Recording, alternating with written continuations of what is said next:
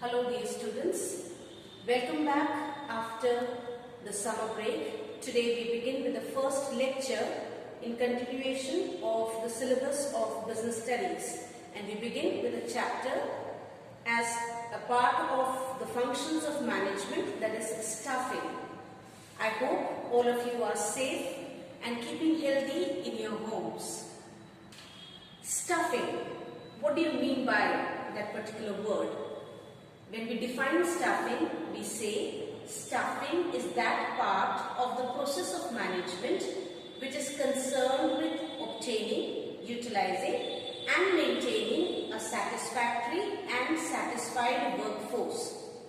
So if we understand this definition, process of management means we studied in the process there are 5 points of management, and it is a part of that particular point in management, and it is concerned with obtaining, that is securing, searching from the available employable people, searching the correct person for your job, utilizing, appointing them to your organization, and maintaining is allowing them to continue or seeing to it that they continue in your organization.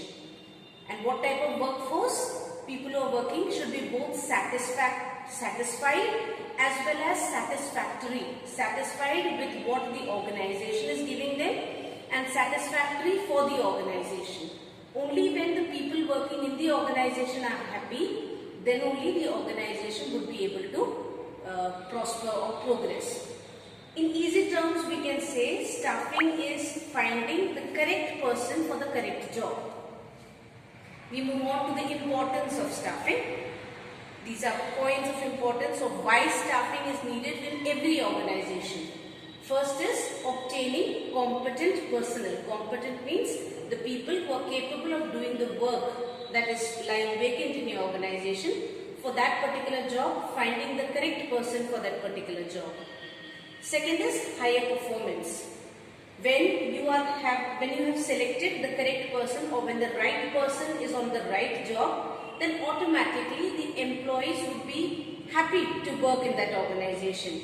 If I am doing a job that I know I want to do, then my performance level also would increase. Third, continuous survival and growth of the organization. For any organization to grow, it is important that it should be able to survive in the competitive world. And when you are employing the correct person, then automatically survival and growth of the organization is possible. Optimum utilization of human resources.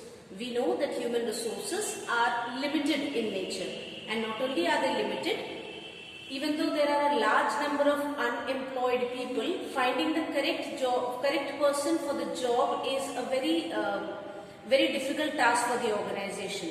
So it is important that the organization should neither overman nor there should be a shortage of personnel, or there should be undermanning.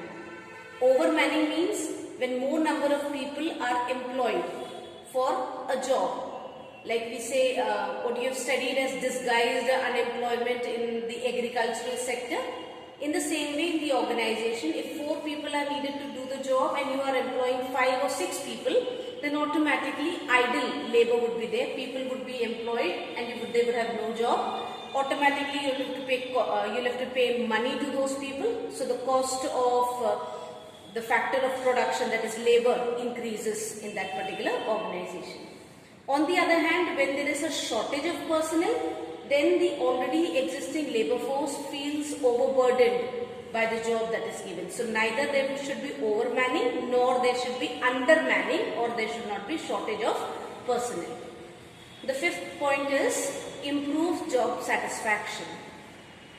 Whenever people are put at the correct job, or they are doing the job for which they are appointed, or which they are capable of doing, they would be even managers. When a correct person is put at the post of manager, he would be objective in his assessment.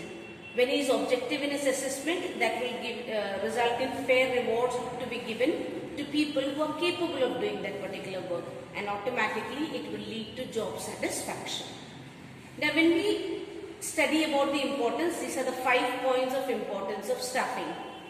But at times you may have heard people say that human resource management, or he is working in HR. Staffing is a part of human resource management. When we study about human resource management is a very broad term. HRM or human resource management is not a part of your syllabus for studying, but how staffing forms a small part of it, that is in the course of study. So, why is staffing a part of human resource management, or what are the factors that constitute the human resource management? First is recruitment. Recruitment means finding the correct person for the correct job. Second is analyzing jobs and preparing job descriptions. You have to analyze what is the job that is supposed to be done and how you are going to advertise that job, how you are going to describe that job to any employee or any person who is going to appear who's going to present himself as a candidate for that particular job. Third is developing incentive plans. Incentive is compensation plans or salary, bonuses, whatever we may call it. Fourth is not just developing plans or analyzing jobs and recruiting people, but also having ways and means to train and develop those individuals. Training, as we studied earlier, is related to making a person more competent in the job that for which he is appointed. Development is overall development, or what we call as holistic development of an individual. Fifth is maintaining labor relations, seeing to it that the labor who is working in your organization is happy. Handling grievances, even though there are good labor relations, yet there may be problems or grievances that people may have. So settling those grievances is a part of the job of HR managers.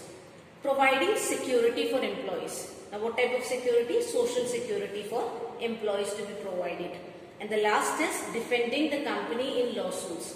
Even though you've done everything, yet if someone has filed a case against the company, then it is the duty of the HR team to see to it that they appoint lawyers, or there would be lawyers also in that HR team who would defend the company in lawsuits that have been filed against that particular company. So that is it for today's lecture. Definition, importance, and how staffing is a part of human resource management.